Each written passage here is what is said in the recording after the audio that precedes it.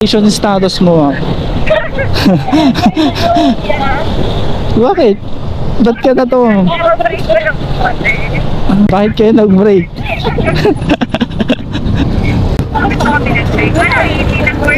Sino nakipag-break? Ikaw o siya?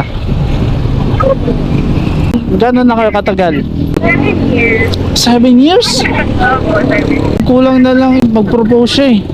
So, 7 years, wala po. 7 years. Yes po.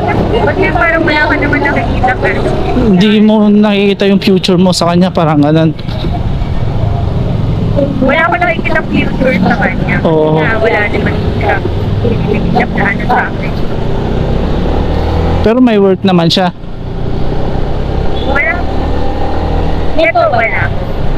Pero dati po kasi ganyan. Yun. Nakapasok siya ng Oh. pero ano siya. Parang nagkaroon siya ng problem. And then, Ay, move siya na sa career. Yun po kasi yung ano, yun talaga yung career na inanahan. So after that, nag-switch siya, parang mayroon na gulong. Wala na direksyon. dapat tinulungan mo ma'am na makarecover. Kuya, just wait!